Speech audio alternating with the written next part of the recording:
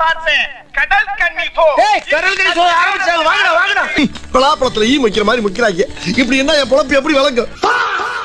Hello soldiers இதை நம்ம என்ன பார்க்க போகிறோம் அப்படின்னா, நீங்கள் ஆர்வம் கற்றுக்கொண்டிருந்த கவர்மெண்ட் லேப்டாப்போட, அதாவது புது கவர்மெண்ட் லேப்டாப்போட கேம்ஸ்லாம் என்னென்ன அப்படின்றதான் பார்க்க போகிறோம். அதாவது இதில் இருக்கிற கேம்ஸ் வந்து இதுக்கு முன்னாடி பாட்டை விட்டுருங்க, அதெல்லாம் வந்து செக் பண்ணுறது கம்ப்யூட்டரில், அதனால ஸ்பெக் இது எடுக்கும் அப்படின்னு சொல்லியிருப்பேன். பட் இந்த வீடியோ பார்த்தீங்க அப்படின்னா எல்லாத்தையும் கரெக்டாக செக் பண்ணி எத்தனை FPS கிடைக்குது, அந்த கேம் ஆடும்போது எவ்வளோ பர்ஃபார்மன்ஸ் இருக்குது அப்படின்றத கரெக்டாக செக் பண்ணி தான் இந்த நான் போட்டிருக்கேன். அப்புறம் வந்து தமிழில் பார்த்தா மாதிரி இந்த லேப்டாப்பில் GTA நிஜமாக விளையாட முடியுமா, GTA எத்தனை FPS கிடைக்குது, உண்மையாக GTA பிளேபிள் தானா இந்த லேப்டாப்பில் அப்படின்றதையும், பெஞ்ச் மார்க்கோட எத்தனை FPS கிடைக்குதுன்றதை தெளிவாக வந்து செக் பண்ண காட்டுறேன். ஸோ GTA சாதாரண விஷயம் இல்லைங்க, GTA எடுக்குதுங்க, அது ஃப்ரீயாக கொடுத்த லேப்டாப்பில் இருக்கும்போது இவ்வளோ பெரிய விஷயம். ஸோ அது உண்மையாக எடுக்குதா இல்லையா அப்படின்றத மித் பஸ்ட்டாக செஞ்சில் காட்டுறேன். அதுக்கு ரிவ்யூ இருக்கும், இந்த லேப்டாப்பில் ரிவ்யூ இருக்கும். பட் அது முன்னாடி இது பண்ணி தான் தெரில, உடனே இதுக்கு முன்னாடி வந்துச்சுன்னா அப்புறம் அதை போடுவேன். ரெண்டு செக் பண்ணி பாருங்க. அது மட்டும் இல்லாமல் இது வந்து 7வது பார்ட் சொல்லுச்சு, 7வது பார்ட். இந்த மாதிரி எந்த வீடு நான் போட்டதே இல்லை. பழைய சேனல் யார்கிட்ட போட்டுப்போம்ல,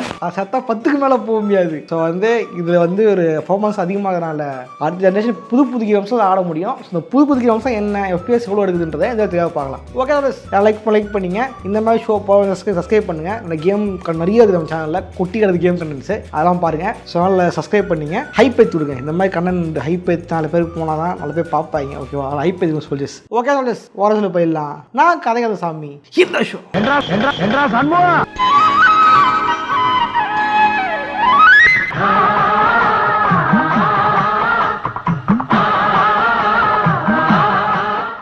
ஆறாவது இடத்துல பார்க்க போகிறது Mafia 2 definitive edition. Mafia 2 definitive எடிஷன்றது கொஞ்சம் கிராஃபிக்ஸ் நல்லாகிற கேம் தான். பட் இது பார்த்தீங்க அப்படின்னா இந்த கேமை இந்த லேப்டாப் செக் பண்ணி பார்க்கும்போது நான் வந்து பயந்து தான் முதல்ல ஆரம்பிச்சேன். ஏன்னா முதல்ல கொடுத்த அம்மாடா தெரியுமா, அதில் போட்டு செக் பண்ணி பார்க்கும்போது இந்த கேம் பெருசாக எடுக்கல. 10 FPS கூட சரியாக போகாதனால அந்த கேம் நான் வந்து நல்லா இருக்காதுன்ற மாதிரி சொல்லியிருந்திருப்பேன் முந்தைய வீடியோ காலில். பட் இந்த லேப்டாப் எடுக்கும்போது பார்த்தீங்க அப்படின்னா பக்காவாக ப்ளே ஆச்சு. இதெல்லாம் பார்த்தீங்க அப்படின்னா 22 FPSலேருந்து 24 FPS வரையும் கிடைக்குது ஹை செட்டிங்ஸ்ல. இதே நீங்க வந்து ஒரு மீடியம் லோ செட்டிங்ஸ் வச்சீங்க அப்படின்னா இன்னும் கூட எடுக்க சான்ஸ் இருக்கு. அது மட்டும் இல்லாமல் கேம் பக்காவா பிளேபிள் ஆகுது. சரியா சொன்னா சில கேம்ஸ்ல வந்து ப்ரோலாக் செம்மையா இருக்கும். ஓகேவா, அந்த மாதிரியும் ப்ரோலாக் வந்து 30 FPS கிடைச்சது. பட் ஆக்சுவல் கேம் செக் பண்ணி பார்க்கணுமே செக் பண்ணி பார்த்தேன். ஆக்சுவல் கேம் நல்லாவே பர்ஃபார்ம் பண்ணுது, நல்லாவே எடுக்குது. ஓகே, இந்த கேம் எடுக்குது. ஓகே, இந்த கேமோட கான்செப்ட் என்ன பார்த்தீங்கன்னா பேருக்கு ஏற்ற மாதிரியே மாஃபியா கேங்கை பேஸ் பண்ண ஒரு கதை தான் இது. குறிப்பா சொல்லலாம் கேங்ன்றதை விட வீடோ அப்படின்ற ஒரு தனி மனிதர் எப்படி வந்து இந்த குற்ற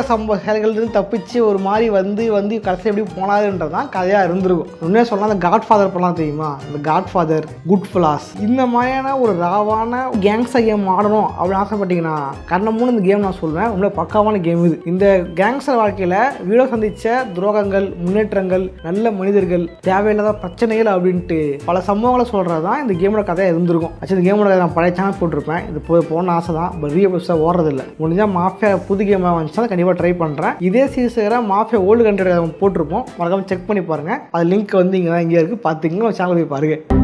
5வது இடத்துல பார்க்க போகிறது டெட் ஐலாண்ட் மற்றும் டெட் ஐலாண்ட் ரிப்டைடு. இந்த 5வது இடத்துல பார்த்தீங்க அப்படின்னா மொத்தம் 2 கேம்ஸ் பார்க்க போகிறோம். ஒன்று சொன்ன மாதிரி டெட் ஐலாண்டும், இது அடுத்த பாட்டாக டெட் ஐலாண்ட் ரிப்டைடும். டெக்னிக்கலாக பார்த்தீங்கன்னா டெட் ஐலாண்ட் 2 தான் இந்த கேம். ரெண்டுமே பார்த்தீங்கன்னா ஒரே சீரிஸில் வர கேம் தான். ஸோ வந்து ஒட்டுக்காக வந்து ஒரேடியாக பார்த்தலாம் தான் இது வச்சுது. டெட் ஐலாண்ட் கேமோட கதை பார்த்தீங்க அப்படின்னா ஒரு நாள் ஒரு தீவுக்குள்ள பார்ட்டி பண்ணுறதுக்காக ஹீரோ போயிருப்பாரு. நைட்டு ஃபுல்லாக பார்ட்டி பண்ணி பயங்கரமாக குடிச்சிட்டு போதையில் மட்டையாயிட்டு இருப்பாரு. காலை எழுந்துச்சு பார்க்கும்பொழுது அந்த தீவு மொத்தமே ஜாம்பிஸா அட்டாக் ஆயிருக்கும். பல பேர் இறந்து போயிருப்பாங்க. இதுல சில பேர் மட்டும் தான் சர்வைவ் ஆயிருப்பாங்க. அந்த தப்பிச்சவங்களுக்கு எப்படி ஹெல்ப் பண்றீங்க, எப்படி அந்த தீவில் தப்பிச்சு போறீங்க, இந்த ஜாம்பிக்கு என்ன காரணம் அப்படின்னு கண்டுபிடிக்கிறது தான் இந்த கேமோட கான்செப்டா இருந்திருக்கும். இந்த கேம் பாத்தீங்க அப்படின்னா ஆவரேஜா 34 FPS கிடைக்குது. பயங்கர பக்காவா இருக்கு இந்த கேம். அப்ப நான் குறிப்பான விஷயம், இந்த கேம் வந்து FPS கேம், அது ஃபர்ஸ்ட் பர்சன் கேம். இது ஜாம்பி ஷூட்டிங் பேஸ் பண்ணி பல கேம் வந்திருந்தாலுமே இந்த கை சண்டை, வெறும் இந்த கை காம்பாட் வச்சே வந்து கொடுக்கணும், அப்பதான் வந்து இந்த பயமா இருக்கும் அப்படின்றதுக்காக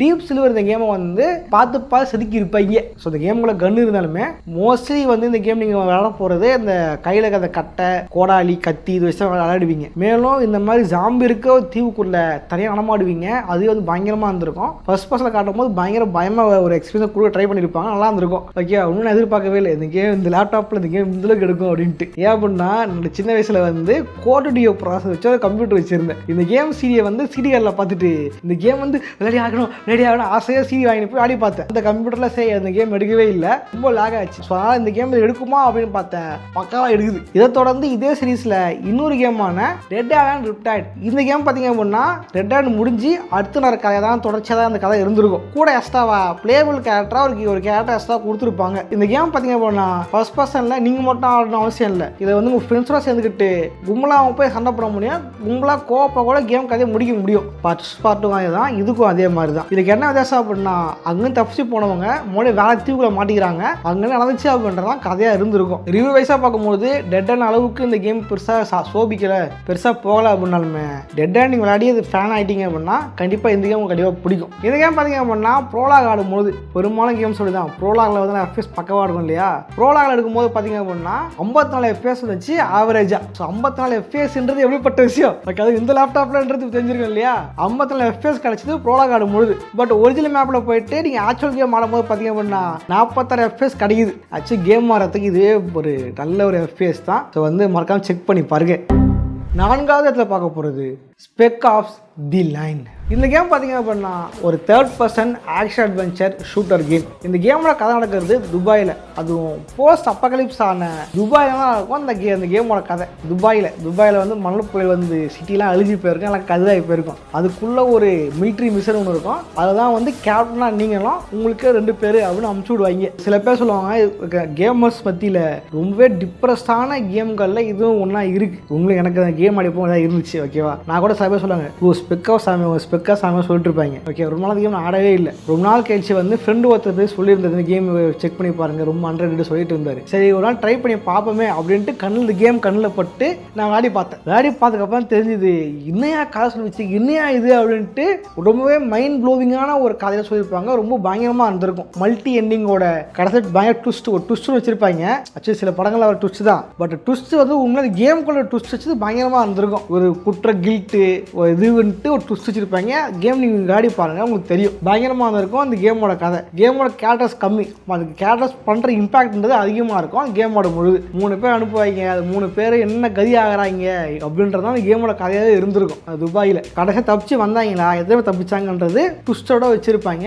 அது கேம் மூலமும் உங்களுக்கு தெரிய வரும். அதே மாதிரி கேமோட கேம் பிளேவும் சூப்பராக இருந்திருக்கும், ஷூட்டராக வச்சிருப்பாங்க. அது ஆக்ஷனாக வந்துச்சு இந்த கேம் ஆடும் பொழுது. இந்த கேம் இல்லாமல் லேப்டாப் எப்படி இருக்குதுன்னு பார்த்தீங்க அப்படின்னா 36 40 FPS கிடைக்குது இந்த லேப்டாப்பில். உண்மையிலே பெரிய விஷயம் தான். 36 40 FPS கிடைக்குது, பெரிய விஷயம் இந்த லேப்டாப்பில் ஓகேவா. இந்த கேமை நீங்கள் லேப்டாப்பில் அசால்ட்டாக வந்து ஃபுல்லாக ஆடி முடிச்சிட முடியும். 46 ஒரு நல்ல ஒரு FPS தான், டீசெண்டான FPS தான். இது 25 டீசெண்டான இதுதான். நீங்கள் மோட்டத்தரமாக ஒரு கேமாக இருக்கிறீங்க அப்படின்னா கண்டிப்பாக இந்த கேம்ஸ்லாம் செக் பண்ணி பாருங்கள், நல்லா இருந்துச்சு. 3வதுல பார்க்க போகிறது ஜஸ்ட் காஸ் 3. ஜஸ்ட் காஸ் கேம்ன்றது ஒரு third person action adventure game. இது மட்டும் இல்லாமல் ஆக்ஷன் அட்வென்ச்சர் தாண்டி இந்த கேமுக்குள்ள முக்கியமான விஷயம் இருக்கும், அதாவது பேராஷூட். நீங்கள் வந்து மேலே ஜம்ப் பண்ணி பேராஷூட்டில் பறக்கலாம், சூப்பராக இருக்கும். இதேமாதிரி தலைவன் கையில் வந்து கொக்கி ஒன்று வச்சிருப்பான், எங்கே நீங்கள் பார்க்குறீங்களோ அதை கொக்கி கிளிக் பண்ணி சர்ன்னு பறக்க முடியும். அதெல்லாம் பார்க்க பயங்கரமாக இருக்கும் இந்த கேம் சீரீஸில். பொதுவாக ஜஸ்ட் காஸ் கேம்ஸ் எல்லாமே ரெபிள்ஸை பேஸ் பண்ணியிருக்கும் ஓகேவா. ஒரு ஊருக்குள்ளே ஒரு கொடுமோனம் இருப்பான், அவனுக்கு எதிராக வந்து கஷ்டப்பட்டு புரட்சி பண்ணி அவன் ஆட்சியை கவுத்து மக்களை எப்படி காப்பாற்றினாங்கன்றதான் கதையாக இருக்கும் இல்லையா. அப்படி ஒரு கதை தான் இந்த கதையிலையும். இந்த கேம் பார்த்தீங்கன்னா இந்த லேப்டாப் எப்படி எடுக்குது அப்படின்னு பார்த்தீங்கன்னா ஆக்சுவலி இது கொஞ்சம் சோகமான கதை தான். முதல்ல ப்ரோலாகவே பயங்கர முக்க ஆரம்பிச்சுது, இன்னும் ப்ரோலாகவே லைட்டாக முக்குதே தான் இருந்துச்சு. காரணம் ப்ரோலாகில் வந்து வெறும் 19 FPS தான் கிடச்சிது, ரொம்ப கஷ்டமாக இருந்துச்சு. அப்புறம் கேம் செட்டிங்ஸில் போயிட்டு எல்லா செட்டிங்ஸும் ரொம்ப லோ வச்சேன், ரொம்ப அண்டரோட வச்சிருந்தேன். லோட வச்சதுக்கப்புறம் ஒரு 23 FPS கிடச்சிது, கரெக்டாக இருந்துச்சு. அதுக்கப்புறம் கேம்குள்ளே கேம் காடிப்பாக பார்க்கும்பொழுது அதே 23க்கு மேலே தானல அதுதான் இருந்துச்சு FPSல. ஸோ நீங்கள் வந்து ஒரு மோட்டோ கேமாக யாராக இருக்கிறீங்க, நீங்கள் கேம் ஆடி பார்க்க ட்ரை பண்ணுறீங்க அப்படின்னா கண்டிப்பாக அந்த கேம் நீங்கள் ஆடி பார்க்க முடியும். பிளேபில் தான் இருக்குது, ட்ரை பண்ணி பாருங்க. மற்றபடி நான் வந்து இல்லை ப்ரோ எனக்கு வந்து ரொம்ப லாக்லாம் இல்லாமல் ஆடணும் ப்ரோ அப்படி பார்த்தீங்க அப்படின்னா இந்த கேம் இதில் எடுக்கிறது கொஞ்சம் கஷ்டம் தான். பட் வந்து நீங்கள் எனக்கு FPS இவ்வளோ போதும் ப்ரோ, இதை வச்சு கேம் முடிச்சு நினச்சிங்கன்னா கண்டிப்பாக ட்ரை பண்ணி பாருங்க.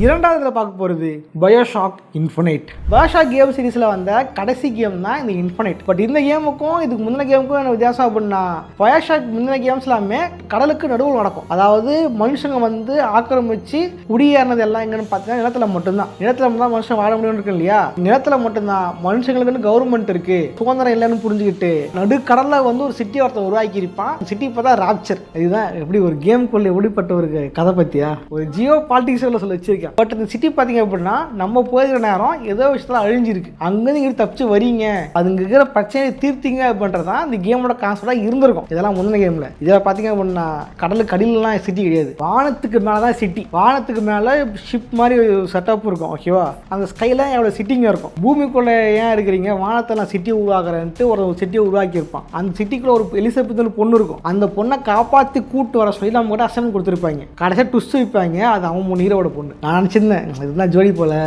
நினச்சிட்டு இருந்தேன். காப்பாற்றி ரிசர்வ் பண்ணுறாருன்னு பார்த்தா கடைசா அது பெத்த பொண்ணு அப்படின்ட்டாங்க. பட் இது மட்டும் ட்விஸ்ட் இல்லை, ஏகப்பட்ட ட்விஸ்ட் இருக்கும் இந்த கேமோட கதையில். இந்த கேம் பார்த்தீங்க அப்படின்னா இந்த பழைய கோட்டு டியோ பிசி எல்லாம் எடுத்த கேமு கண்டிப்பாக எடுக்கும் அப்படின்னு ட்ரை பண்ணி பார்த்தா 60 FPS கிடைக்குது. இது ப்ரோலாகலாம் இல்லை, ஆக்சுவல் கேம் பிளேல 60 FPS கிடைக்குது இந்த கேம். இந்த லேப்டாப்பில் 2013 வந்த இந்த கேம், அதாவது இந்த PlayStation 3 அந்த டைமில் வந்த கேம், வந்த கேம். இது கிராஃபிக்காக தாறுமாறாக இருக்கும் இந்த கேமுக்குள்ள. 2K வந்து உங்களே இந்த கேமை ஆப்டிமைஸ் பண்ணி அழகாக பண்ணியிருக்காங்க. பழைய கேம்ஸ் கூட அந்தளவுக்கு பண்ணல, பட் இதை செம்மையாக பண்ணியிருக்காங்க. 60 FPS கிடச்சிது. அப்படியே ஜாலியாக நான் பாட்டு போல ஜாலியாக ஆரம்பிச்சிட்டேன். கேம் பிளே டெஸ்ட் பண்ண போனேன்னா 3-4 மிஷனை முடிச்சுட்டு இது ஒன்றும் நாளாக தோணிடுச்சு இந்த கேம் முழு. ஸோ அந்தளவுக்கு ரொம்ப சூப்பராக ஆச்சு இந்த கேம். அப்புறம் வந்து இந்த கேம் பார்த்தோன்னா ஒரு ஃபர்ஸ்ட் பர்சன் ஷூட்டர் கேம். சில பேருக்கு ஃபர்ஸ்ட் பர்சன் ரொம்ப பிடிக்கும் என்ன மாதிரி, சில பேர் ஃபர்ஸ்ட் பர்சன் பிடிக்காது சொல்லுவீங்க.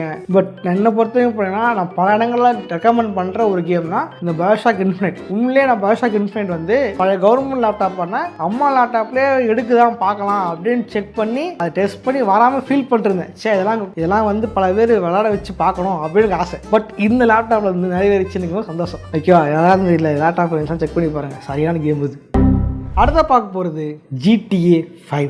இதை பற்றி நான் ஆல்ரெடி இந்த லேப்டாப் ரிவ்யூவில் சொல்லியிருப்பேன்னு நினைக்கிறேன். பட் இது ரிலீஸ் ஆடுறது முதல்ல பண்ணி எனக்கு தெரில, பட் இதெல்லாம் சொல்கிறேன். GTA 5 வந்து கவர்மெண்ட் எடுக்கணும் அப்படின்றது பல கவர்மெண்ட் லேப்டாப் யூஸ் பண்ணுறவங்களோட கனவாக இருந்துச்சு. பட் உண்மையிலே வந்து இந்த லேப்டாப்பில் நிறைவேறிக்கின்ற போது பெரிய விஷயம் தான். பல பேர் என்ன பண்ணிருப்பாங்க, இந்த அம்மா லேப்டாப்பில் வந்து GTA 5 எடுக்க வச்சு காட்டுறேன் ஃப்ரெண்ட்ஸ், வாங்க ஃப்ரெண்ட்ஸ் அப்படின்ட்டுலாம் கூட்டு போயிட்டு எடுக்கல கிளம்பு அப்படின்ட்டு இருப்பாங்க. அது ஒன்றும் இல்லை கீழே போட்டுரு அப்படின்லாம் வீடியோ போட்டு ஸ்கேம் பண்ணிருப்பாங்க தெரியுமா. பட் உண்மையிலே பார்த்தீங்க அப்படின்னா எந்த ஒரு ஸ்கேமும் இல்லாமல் GTA 5 உண்மையிலேயே எந்த ஒரு பிரச்சனையும் இல்லாமல் இந்த லேப்டாப்பில் பக்காவாக எடுக்குது. பட் இது வந்து இப்போ வந்த என்ஹான்ஸ் எடிஷன் கிடையாது. நான் செக் பண்ணி பார்த்தது ஒரிஜினல் GTA 5 எடிஷன், அதாவது GTA 5 லெகசி எடிஷன் தான் சொல்கிறேன். அதுதான் பார்த்தீங்க அப்படின்னா சாலிடா 28 FPS கிடைக்குது இந்த கேம் இந்த லேப்டாப்பில். ப்ரோலாகில் போகும்போது இதுதான் முன்னாங்க படகு என்ன பண்ணாங்க, ப்ரோலாக் ஆடுவாங்க. ப்ரோலாக் மட்டும் ஆட்டு, ஏன்னா ப்ரோலாக் வந்து கேமுக்கு வந்து பெரிய ஃபைலாம் கிடையாது, அது வந்து மொத்த டவுன் ரொம்ப சின்னதாக இருக்கும். ஓகேவா, இந்த நார்த் ஆங்டன் தான், நார்த் ஆங்டன் அது ரொம்ப சின்ன மேப்பு. ப்ரோலாக் மட்டும் ஆட்டு கேம் எடுக்குது பாருங்க அப்படி ஏமாத்துவாங்க.